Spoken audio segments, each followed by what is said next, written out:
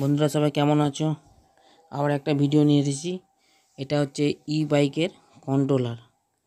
তো এই কন্ট্রোলারটা খারাপ হয়ে গেছিলো, মানে পিক আপ নিচ্ছিল না। লাইন দিলেই এর যে এনসিপি থাকে সেই এনসিপিটা পড়ে যাচ্ছিলো বারবার। ঠিক আছে, এটা হচ্ছে 60 ভোল্টের কন্ট্রোলার। তো আমি এখানে 48 ভোল্ট আর একটা ব্যাটারি দিয়ে 60 ভোল্ট করেছি। তো এটার মসফেটগুলো খারাপ ছিল, তো এই মসফেটগুলো পাল্টেছি। দেখো মোটরটা পুরো ঘুরছে,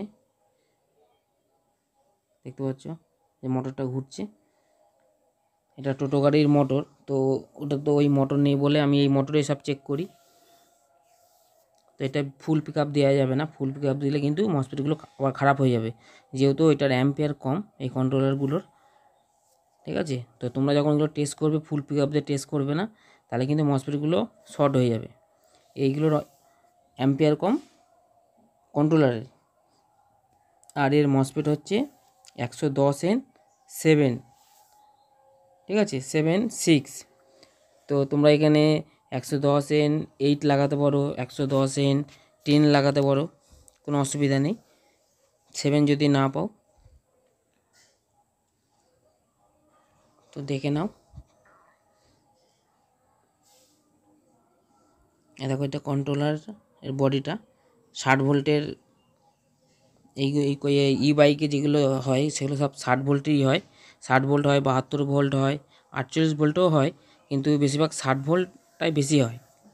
72 ভোল্ট খুব কম হয়, যেগুলো 72 ভোল্টের সেইগুলো হচ্ছে হাই পিক আপের গাড়ি। ঠিক আছে, তো এটার মানে 4টে করে মসফেট আছে, মানে দুটো এন চ্যানেল দুটো পি চ্যানেলের। আর এমনি কন্ট্রোলারে যেরকম 4টে করে থাকে এন চ্যানেল পি চ্যানেল, এটা দুটো করে আছে। এর অ্যাম্পিয়ারটা কম কন্ট্রোলারের। তো তোমরা যখন এরকম বড় মোটর দিয়ে চেক করবে, ফুল পিক আপ দিয়ে চেক করবে না, তাহলে কিন্তু খারাপ হয়ে যাবে। আর এইটার খারাপ হওয়ার কারণে এই গাড়িটা যখন ধুয়েছিল এর ভিতরে জল ঢুকেছিল, জল ঢুকে মানে সালফার এসে গেছে। আমি এগুলো সব পরিষ্কার করেছি, তাই দেখতে পাচ্ছি এগুলো ফয়েলগুলো সব উঠে গেছে। তো এই সালফারের কারণেই কিন্তু শর্ট হয়ে গেছে, লাইন যখনই দিয়েছে তখন কিন্তু এটা শর্ট হয়ে গেছে। আর এইসব কন্ট্রোলারগুলো কিন্তু ফিটিং করা সহজ। তো তোমাদের দেখাচ্ছি আরও যে কন্ট্রোলার আছে, এই কন্ট্রোলারগুলো ফিটিং করা বিশাল ঝামেলা, মানে এগুলো লক সিস্টেম। এই যে কন্ট্রোলারগুলো এগুলোও কিন্তু 60 ভোল্টেরই। তো এর ফিটিং করা খুব ঝামেলা, মানে ভিতর থেকে লক আছে। এবার ওই লকগুলো সেটিং করতে গেলে অনেক সময় মসফেটগুলো খারাপ হয়ে যায়। হ্যাঁ, এইগুলো একটুখানি কাজ করা খুব ক্রিটিক্যাল আছে। দেখো এটা নাটগুলো আটা আছে, তো এইটা খোলা আছে, সেটা তোমাদের দেখাচ্ছি। দেখো এগুলো সব লক সিস্টেম। এই লক সিস্টেমগুলো খুব সমস্যা করে, মানে ফিটিং করার সময়। এই যে লকগুলো এই ক্লিপের যখনই লাগানো মানে হবে, তখন ভিতরে যখনই ঠেলা হবে তখনই এগুলো সেই মসফেটের সঙ্গে গায়ে লেগে যায়, মসফেটের ঠ্যাং ফ্যাং সব মানে খুলে যায়, এগুলো খুব সমস্যা হয়।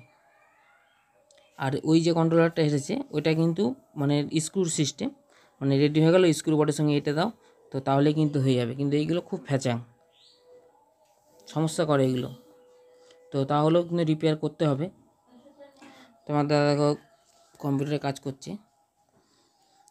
তো এই হচ্ছে প্রবলেম, এর মসফেট দুটো শর্ট ছিল, তো মসফেটগুলো আমি চেঞ্জ করে দিয়েছি, দিলে সেটটা আমার রেডি হয়ে গেছে।